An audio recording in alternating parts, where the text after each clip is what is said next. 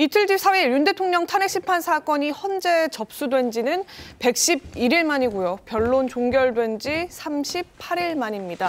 전직 대통령, 2명의 전직 대통령 전례와 마찬가지로 금요일이고요. 시간은 오전 11시입니다.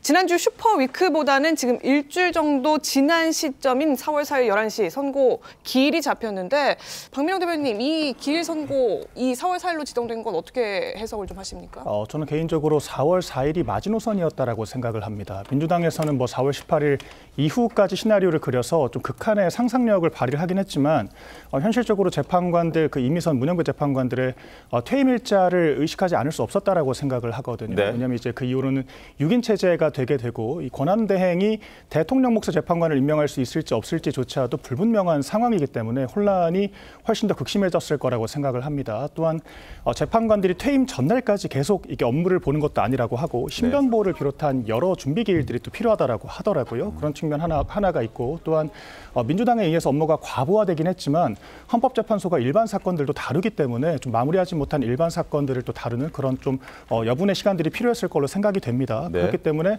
사실상 이번 주가 마지막이라는 그런 또 심기일전의 각오로 재판관들이 평의에 임했을 것으로 보이고요. 좀 막판에 대타협에 이르게 된 것이 아닌가라고 저는 생각을 하고 있습니다. 알겠습니다. 자, 역대 대통령과 비교했을 때 시간이 꽤 많이 걸렸습니다. 화면 함께 보겠습니다. 역대 대통령 탄핵 심판 선고, 노무현 전 대통령의 경우에는 총 걸린 시간이 63일입니다. 그리고 변론 종결 이후에 14일 만에 선고가 이루어졌고, 박근혜 전 대통령의 경우에는 91일 걸렸죠, 전체적인 시간이. 그리고 변론 종결 이후에 11일 만에 결과가 나왔습니다.